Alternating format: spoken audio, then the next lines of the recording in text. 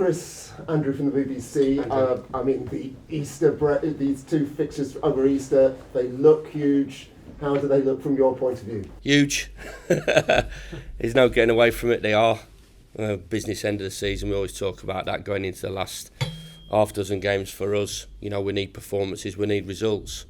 There's no sort of margin for error really. I'm not saying that if we don't get anything over the weekend that we're out of it, but if we have a big weekend, we're back amongst it, and that's what we're looking to do. Have you set a points target now for making the playoffs? I was asked last week what I believe in and around we'll get it, but it's just an opinion really. If we do manage to get the numbers that we talked about, then that means we've won games of football between now and the end of the season, and I'll be delighted with sort of in and around what we talked about, but it's not set in stone. It might be lower, it might be higher. So I haven't got a crystal ball out there. But one thing that is obviously relevant and crucial is we've got to win games of football between now and the end of the season. And if we do, we deserve to be in the playoffs. And if we don't, then there's a reason for that, and we won't be good enough. Have you begun to analyse what has gone wrong, if that's the right expression, in the last two games, and how you get back to winning ways? Honest with my approach, as always, which I said when I come into the football club, I've always have been at my previous clubs, and I won't change the way I am. I still believe it's one of our best performances of the season on Wednesday night, and to come out of it was without a result was head scratching. But there's a reason, because we didn't get the organisation right on one particular moment and got harshly punished, and we didn't punish the opposition. And on Saturday we come up against a team that sat in, made it incredibly difficult for us, and we couldn't find a way to break that down, and made an individual error, and you're walking away with no points from 2 home games, which is difficult to take because they weren't horrific performances, but the bottom line is that no points from 2 home games is quite tough to take, and it hurt us over that weekend. But quickly, as we always have to, we analyse, we talk to the players about it, and quickly move on, and we have to quickly move on to making sure that we get the performance right on Friday. People like us are sweating over the small detail now as we look at the fixture run-in and where you are. You've got 3 games in hand, 1 game in hand above the 3 teams above you. So do you micro-analyse what's ahead now? Are you kind of focused on your rivals, their games, and what your games are? I just think that through experience, any result can happen in this division. So we've just got to take care of our own performances. And if we do, I think it gives us a fabulous chance to gain results. We've produced big performances in the past, none so more than when we played Bournemouth when we first took over, and we had a little period where we played Bournemouth at home and Forest at home, and 2 of the outstanding teams in the division. So we know we can. We can go toe to toe with the best teams in the division, and this is something that we should be really looking forward to. We've put ourselves in a great position. We still have liked to have more points on the board, but as I've said before, I think majority of teams, Bournemouth would have liked to have a few more points on the board, and so would have Fulham and everybody. But it isn't to be. It is what it is. You get what you deserve, and we're on 62 points from 40 games. And we've got to try and add to that, and we're more than capable of, if we produce our best performances, if we get the small detail right in both boxes. And as I said, apart from maybe the Sheffield United game in my time here, I don't think we've ever been dominated by anybody really. So that gives us confidence that we are capable of producing those sort of performances. I mean, Middlesbrough haven't enjoyed the best record of Bournemouth in recent years. Assess Bournemouth for us. How tricky is this fixture going to be? Well, there's a lot of noise will be talked about the situation at the moment, but they did enough at the start of the season to allow themselves to maybe, have this little bit of a period that they're going through. But apart from Fulham, everybody else would swap positions with them. They're a talented group. They've got match winners at the top of the pitch. They've got experience all over the pitch. They've got a manager who's won promotion. So they'll be looking at it and going, if they have a big weekend, then they've got one foot in the Premier League. I'd love to be in that position. Forest would, who are obviously breathing down their neck. There's no getting away from the facts, and Scott will understand that, and they'll understand that. But they're in pole position for what they did at the start of the season. So, well played for them for doing that. And they'll be looking for a big finish as much as what we are and everybody else is. Thanks, Chris. Thank you. Chris, as you said, huge weekend. Does it help in any way knowing you've beaten both these teams that you play over the next few days? We know we can go toe to toe with anybody in this division. Is it a stupid thing to say from me? But it's. You take a free kick out the equation last Wednesday. Who would you have said as the team that was going to, comfortably win the division, or a team that is fighting to get in the playoffs? So, we've produced big performances and we've produced big results. So that should give the players confidence to go down to Bournemouth, and not just that. Even in the cup games, we talked about it's where we want to be. Business end of the season, playing big games, and there's no doubt about it. It's a huge game on Friday.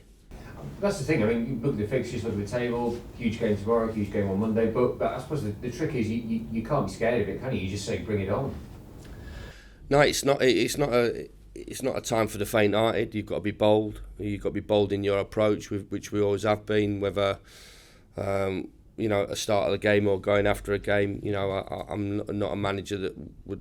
Wants to think at the end of a game, I wish I'd have done this, I wish I'd have done that. You're always analysing your own performance and decisions that you make, but we want to go for it. We want to leave everything out there. I've got to say we went for it against Hull, and we just couldn't find that last little bit. And as I said, we made an individual error, and all of a sudden we don't get a minimum result that we should have got, and the same against Fulham. So. Time to be bold, time to be brave. The team has been so far. They've not shown me any sort of signs or signals that the shirt's heavy. It's a phrase that I use a lot.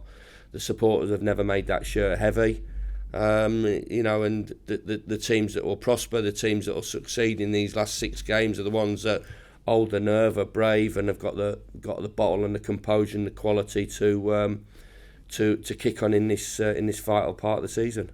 You mentioned the individual error, presumably possibly mentioning Joe Lumley.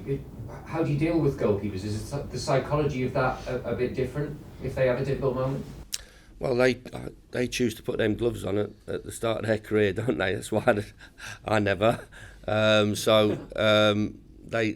have that option to play in any position that they want. They have that option to be involved in any sport that they want. So goalkeepers, as everybody talks about, there's no hiding place, and there wasn't any hiding place on Saturday. So, and there's no good me saying, this, that, and the other.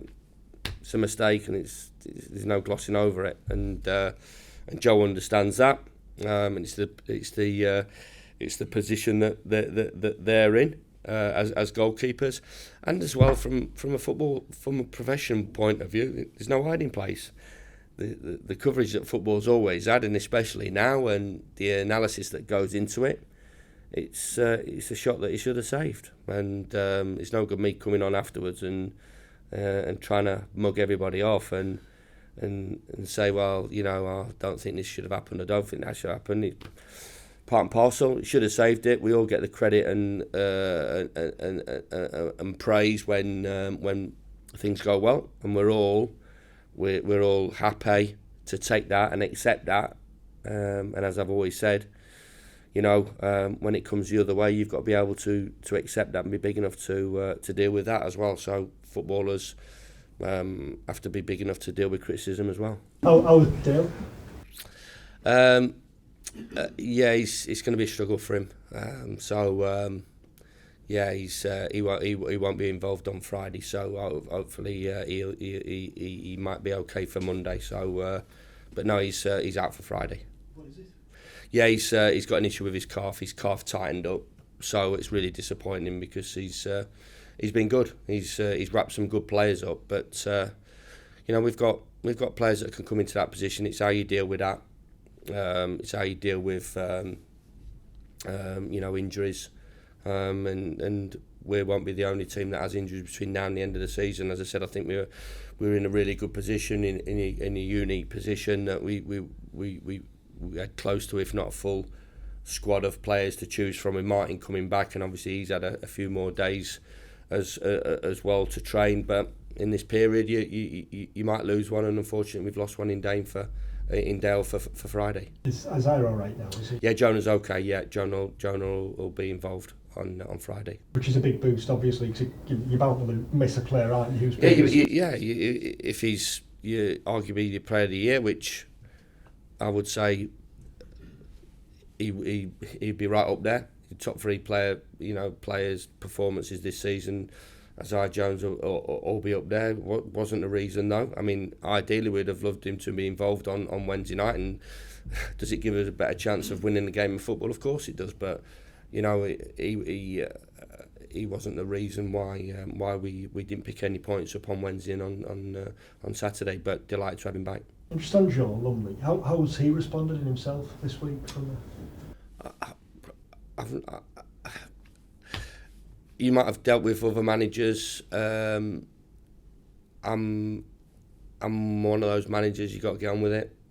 That's just how it is. You got to get on with it. There's things happen in life. There's things happen in careers that you have to deal with, and disappointment you have to deal with. And it was a disappointment from our point of view, from the supporters' point of view, and from Joe's point of view. So he has to deal with it and come out the other end. And it's a show of character from him, how he deals with it. And really, it's a sort of, these sort of things that that pros have to be good at and get on with.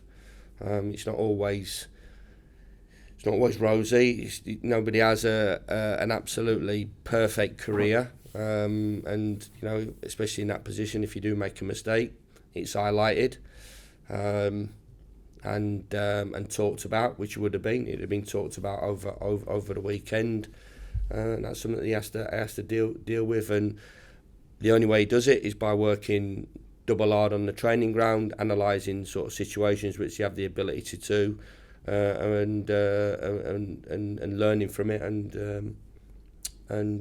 trying, to cut out those mistakes, because if he does, that'll show his improvement as a goalkeeper, make him a better goalkeeper. Is he your number one regardless then, or do you have a decision to make there in the room? Well, listen, I don't think there's no number one player in the team at all. We've got a squad of players that through injury, through illness, through suspension, through loss of form, through mistakes, can change at any time. So, there's not a starting 11. There's not anybody's an absolute shoo-in, but there's nobody on the outside that is looking in and thinking, I'm never going to get an opportunity to get into that team. And that's how it has to be. And that's, for me, the competition for places is huge. And you've got to make sure your standards are spot on. If not, there's repercussions to that. And just finally from me, when you came in, you talked about kind of expectation and wanting that, because it shows you playing well. I guess two things. A, this double header of kind of the games that players want to play in. And B, with a bit of perspective after a couple of defeats, when you came in 14th, I think you'd have taken this position, wouldn't you, with 6 games to go? I believe we would have done. I think everybody would have done. I think there's been a lot of changes, not just in terms of results. I think in style and in and out of possession, and I think the excitement and enthusiasm of what we can achieve has grown. It's been progressive, and it's continued to grow. And I think football supporters are not daft. We're always desperately disappointed about sort of, especially what happened on Saturday. But they don't write their team off. That's it. I'm done and dusted with them. It's back to square one. It's a step back, but for the majority of the time, if not all the time since I've been here, there's been some really positive steps in a lot of things that are happening at the football club, and the chairman's commented on it. The supporters that you see and meet are enthusiastic, delighted regarding what's happened since we've come in, and I'm delighted that they're enjoying what we're trying to produce for them. It's still a hell of a lot of work to go into it, and but we want to win games of football, and and if you do, you climb the table, and we still want to climb that table with 6 games to go. Thanks, Chris. Cheers. Just following on from what Dom was saying, you've taken the team up the division in your time that you've been here.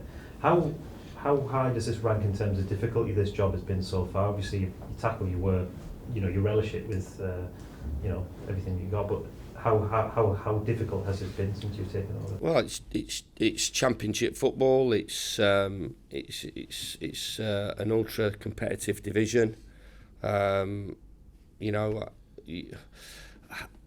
not really thought about in terms of comparisons to other clubs that I've had. I've took over a side that was going out of the Football League. I took over a side that was 12th in the conference.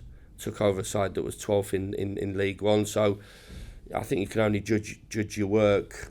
Sort of you have the, I suppose, the final judgment is when you leave and see where it is to where it was. And I've tried to leave the football clubs that I've left in a better place than what they was, and I believe that they all were, and this will be the same. But it's all different challenges right the way through at different football clubs. Whether it's different standards, it's the playing style, whatever, and you just go about your work. So I think that's not for me to talk about. It's for the likes of you guys to talk about, because you've seen it before. I didn't really see a lot of it before to where it is now. So I'll let you get on with that. We just get about us work, get his head down, not comment about really what's gone off before, or just get your head down and work to your best of your ability and try and improve everything that you feel you can do. You've talked about the weight of the shirt and there not being too much weight from the fans' perspective. Do you think there might be a little bit more weight in these last 6 games, and is that something you'd welcome? Yeah, I think there always is, because you're in the business end of the season and you've got something to play for. So then it goes on to the players. How do they handle that? Do they relish that? Do they take a step backwards, or do they take a step forward and meet that challenge head on, and then meet that challenge head on from a team point of view as well? I'm certainly looking forward to the last 6 games of the season. It's all to play for. We're still, regardless of what happened on Saturday, and I think as well, it's quite not a lot of room for small margins for failure, really, is there? You lose one game and then you do sometimes get a feel, that's it. It really shouldn't be, because you're still in a really good position, and hopefully we can take advantage of that good position. But we'll only do that by good performances and results. Just finally for me, just to clarify on Martin Piero's fitness, has he been back in training with the first team squad? Yeah, he has. He's I think he's involved in the 23s. He's going to play 45 minutes in the 23s on Friday, which is great. So obviously he's not been in any competitive football, so he'll be involved in that game, and he comes through that. Then that's a real bonus for us. He's got minutes under his belt playing for the 23s. Thanks, Chris. Cheers. Chris. Hope you're okay. Yeah. We obviously through this season we've met challenges head on at places like Blackpool, Millwall, and QPR. Do they really give you confidence and give the players confidence that they can do it again at Bournemouth? Yeah, they should do. I mean, even we had a little bit of a tricky away game at Old Trafford as well, so that should give them a little bit of confidence as well. So all these things, you know, add up to, you know, I'll remind the players, but they really should, you know, have self-belief in their own ability and belief in terms of the performances that we've delivered home and away. And I understand the challenge ahead of us on Friday. It's a huge challenge, you know, at any stage of the season, going to a team that's second in the division at this stage of the season would be a tough encounter, and we're not expecting anything else but them bringing their A game to the table on Friday, and we're going to have to make sure that we're at it and we produce a big performance. But we're capable of it, and as I said, you know, no disrespect, if Hull can come and get a result at our place, then I believe that we could go to Bournemouth and get a positive result. But no good me talking about it, no good me saying it. We have to deliver. But you know, we're talking about it. We need big performances now. No real margin for error. We need big performances, and with that, hopefully gives us some big results in the running. And Easter's obviously a really big time with the two games, always big crowds. There's another full house going down to Bournemouth from Middlesbrough. So does that inspire the players that they're playing in front of big houses? Yeah, I mean, I've always said there's no downside to the support that we receive. It's not critical at all. It's ultra positive. You listen, it was a disappointing afternoon on Saturday, but they tried to drive us at the end to get back into the game, and we just couldn't find that last bit, and we were just off of it. But you know, for every game that they've been at, they've given us the ultimate backing, and hopefully we can, give them something to shout about. It's a long way down there, and make it a good weekend for the Middlesbrough supporters.